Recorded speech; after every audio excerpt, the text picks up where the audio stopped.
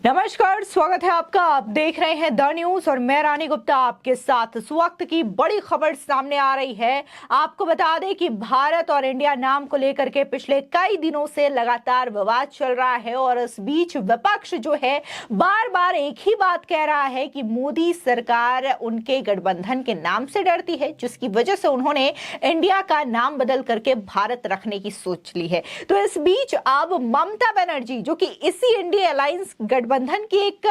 मूल सूत्रधार के रूप में एक मानी जाती है, उन्होंने इंडिया अलायंस को बड़ा झटका दे दिया है, ऐसा माना जा रहा है। दरअसल ममता बनर्जी ने साफ तौर से यह स्पष्ट किया है कि उन्हें भारत नाम से कोई आपत्ति नहीं है, कोई ऐतराज नहीं है। जाहिर तौर पर ममता बनर्जी के इस बड़े बयान से विपक्षी खेमे में हलचल जरूर मचनी है। तो वहीं देखने को मिल रहा है कि G20 के जो सफलतापूर्वक आयोजन हुआ है, इस आयोजन को लेकर के तमाम जो राष्ट्राध्यक्ष हैं वो तारीफ कर रहे हैं। इस बीच ब्रिटेन के प्रधानमंत्री ऋषि सुनक जैसे ही ब्रिटेन लौटे, उन्होंने एक के बाद एक भारत के तारीफों के पुल बांधने शुरू कर दिए हैं। दरअसल प्रधानमंत्री ऋषि सुनक ने सीधे तौर पर यह कहा कि भारत में G20 समिट सफल रहा, मुझे भारत में काफी ज्यादा अच्छा लगा है, भारत मेरे घर जैसा है, मैंने भारत में ऐसे आनंद उठाए जैसे कोई बच्चा अपने ननिहाल पहुंचा हो। आपको बता दें, जिस तरीके से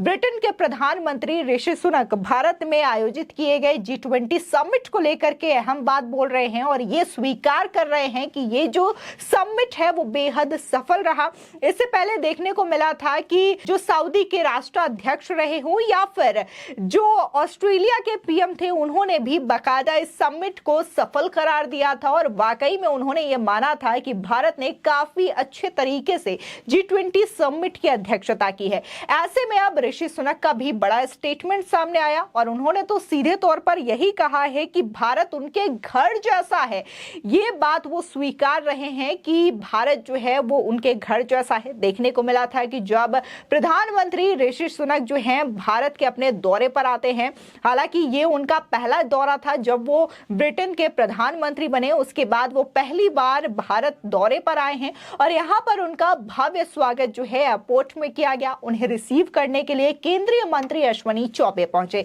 इस दौरान अक्षता मूर्ति, जो कि उनकी पत्नी है, और ऋषि सुनक एक साथ फ्लाइट से नीचे आए, जिसके बाद बकायदा अश्विनी चौबे के द्वारा जय सिया राम के उद्घोष के साथ उनका स्वागत किया जाता है। हालांकि बाद में ऋषि सुनक ने इसको लेकर के बयान भी दिया और उन्होंने कहा कि मुझे हिंदू होने पर गर्व है और मुझे खुशी होती है कि मैं आज भी अपनी जड़ों से जुड़ा हुआ हूं, मेरी जो परवरिश है इस तरीके से की गई है। साथ ही उन्होंने तब ये इच्छा जताई थी कि वो जैसे ही काम से फ्री होंगे वो मंदिर जरूर जाएंगे, क्योंकि हाल ही में रक्षाबंधन का त्यौहार बीता है, जन्माष्टमी का त्यौहार बीता है। ऐसे में वो मंदिर जाकर के भगवान का दर्शन जरूर करेंगे। और जिस दिन उन्होंने ये बयान दिया, दूसरे दिन वो पहुंच जाते हैं अक्षरधाम दर्शन करने के लिए। उनके साथ उनकी पत्नी अक्षता मूर्ति भी नजर आई और जिस सादगी से उन दोनों ने ही दर्शन किया और जो तस्वीरें सोशल मीडिया पर सामने आई, लोग जो है काफी ज्यादा इंप्रेस हुए।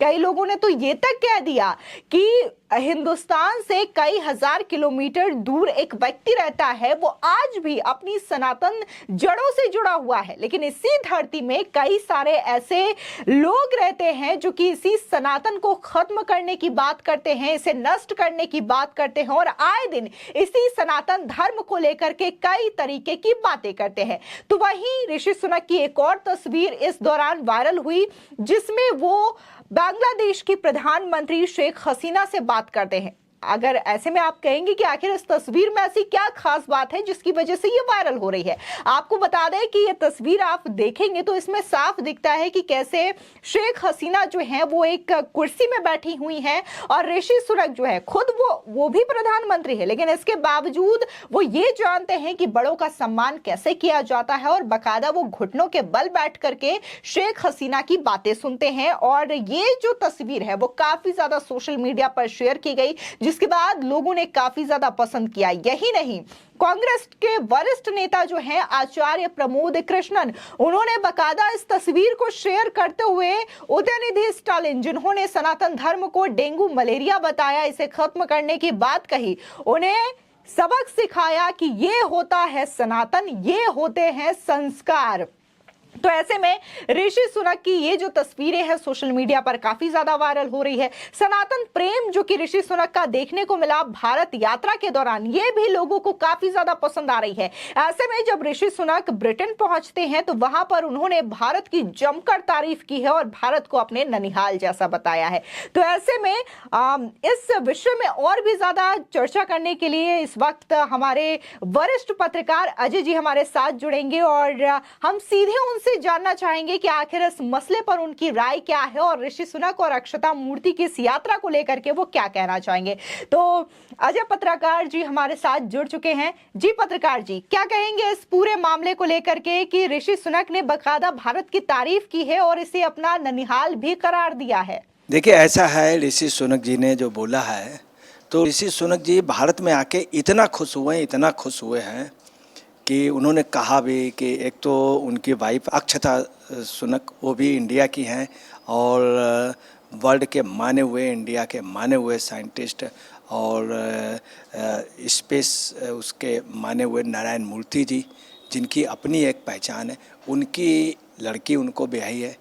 तो आप समझ लें वर्ल्ड लेवल के वो, और ऋषि सुनक भी इंटरनेशनल लेवल के एक ऐसे राष्ट्राध्यक्ष हैं ब्रिटेन के जिनका पूरे इंटरनेशनल लेवल पे नाम है। दूसरी, ऋषि सुनक के साथ जो सबसे बड़ी बात है, दुनिया भर के जितने भी प्रधानमंत्री हैं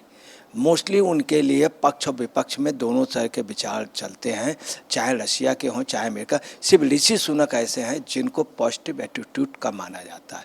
और वो जिसके लिए बोलते हैं बहुत स्पष्ट बोलते हैं। उन्होंने भारत के लिए जितना बोला, जिस तरह से आए भारत के लिए खुश हुए, अक्षरधाम मंदिर गए, नंगे पैर जाना, सुबह जाना, जाके जिस तरह से उन्होंने आरती की है इस श्लोक के साथ कि वो देखने लायक है कि कितने अच्छे ढंग से आरती की, उनकी वाइफ गई। उसके बाद सबसे बड़ी जो बात रही, जब वो यहाँ पे इंडिया पे आए, जिस तरह से प्रधानमंत्री से मिले, वहाँ इटली की जब वो आई मिलने तब भी वो पास साथ में थे। दूसरा, उन्होंने एक चीज़ और बोली थी नर्सों कि मुझे ये उम्मीद नहीं थी कि इतने सभी राष्ट्र 55 उनका जो अफ्रीकन उसमें है उसको शामिल कर लेंगे। वो एक बहुत बड़ी जीत उन्होंने भारत, और गलियारे वाले में बोला कॉरिडोर जो है उसके सब उसका प्रपोजल हुआ, प्रपोजल पास हो गया, सर्वसम्मत से हो गया। दूसरी बात उन्होंने ये भी बोला कि जो वो पूरा वो है वो 600 किलोमीटर इधर का और 600 किलोमीटर, तो उन्होंने ये भी एश्योरेंस दिया जो उधर से आएगा यूरोप से उसको वो अति शीघ्र बनवाने के लिए पूरा वो करेंगे। दूसरा, जो बजट का हुआ, जिन राष्ट्रों को बजट देना, उस पर भी उन्होंने कहा। और इसके अलावा जो सबसे बड़ी बात रही, ग्रीस के उन्होंने $300 बिलियन देने के लिए भी कह दिया।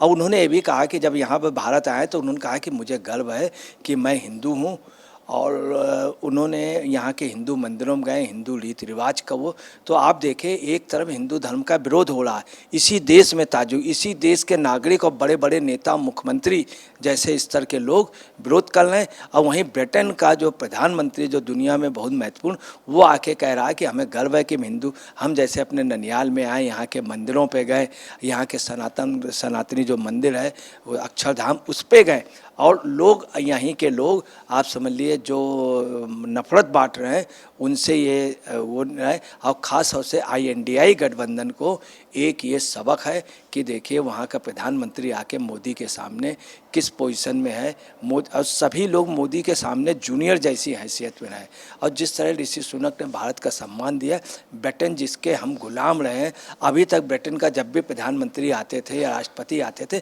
तो हमारे राष्ट्रपति प्रधानमंत्री उनके पीछे पीछे चलते थे। यहाँ इससे दूसरी थी कि ये सब लोगों ने उनको किया, राजघाट में नंगे पैर जाना इन राष्ट्राध्यक्षों का, खास तौर से ऋषि सुनक का जिस तरह से उन्होंने माथा टेका है, तो ये सब अपने आप में देश के लिए बहुत बड़ी उपलब्धि है। इसका असर 2024 में चुनाव पे जाएगा कि पूरी दुनिया झुक गई, बशर्ते झुकाने वाला चाहिए। वो नरेंद्र मोदी में ये क्षमता थी, उस अगले ने पूरे दुनिया को झुका दिया। तो वाकई में पत्रकार जी का मानना है कि कहीं ना कहीं जिस तरीके से ऋषि सुनक ने भारत की तारीफ की है, खासकर सनातन संस्कृति को लेकर के तारीफ की है, विपक्ष में हड़बड़ाहट जरूर देखने को मिल रही है और उन्होंने इस बात को भी स्वीकारा है कि इसका जो फायदा है जरूर आने वाले लोकसभा 2024 के चुनाव में देखने को मिलेगी, क्योंकि प्रधानमंत्री मोदी के नेतृत्व में भारत को G20 समिट की अध्यक्षता करने का मौका मिला और इस मौके को भरपूर तरीके से इस्तेमाल किया गया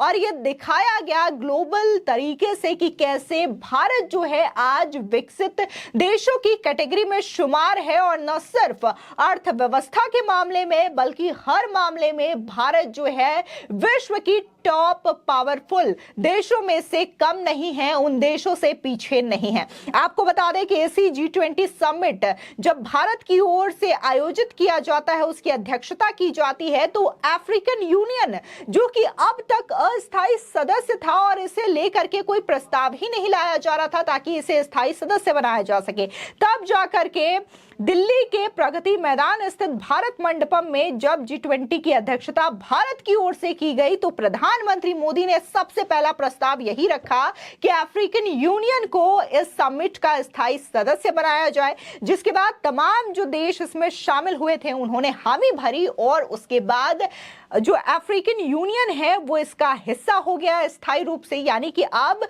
जब ये जो आयोजन है वो दूसरे देश में किया जाएगा, ब्राजील में किया जाएगा, तो इसका जो नाम होगा G21 होगा। ऐसे में इस चीज को लेकर के भी दुनिया के तमाम देश जो हैं पीएम मोदी का लोहा मान रहे हैं और उनका कहना है कि वाकई में भारत ने वो करके दिखाया है जो तमाम देश सोच रहे थे। अब इसको लेकर के अफ्रीकन यूनियन के जो प्रेसिडेंट हैं उन्होंने बकायदा ये कहा है कि भारत जो है टॉप 5 महाशक्तियों में शुमार है और यही नहीं, भारत तो अब चाइना से भी आगे निकल चुका है। तो इस तरीके से भारत की तारीफ की जा रही है, प्रधानमंत्री मोदी की तारीफ की जा रही है। तो वहीं अगर हम इंडिया अलायंस की बात करें, भारत इंडिया विवाद को लेकर के बात करें, तो ये जो विवाद है सबसे पहले तब उठा जब प्रेसिडेंट ऑफ इंडिया की बजाय प्रेसिडेंट ऑफ भारत लिखा गया, वो भी G20 डिनर जो कि राष्ट्रपति द्रौपदी मुर्मू के द्वारा आयोजित किया गया था और इसका इनविटेशन कार्ड जिसमें प्रेसिडेंट ऑफ भारत लिखा गया, जिसके बाद से विपक्ष ने यह मुद्दा उठाना शुरू कर दिया। और जब प्रधानमंत्री मोदी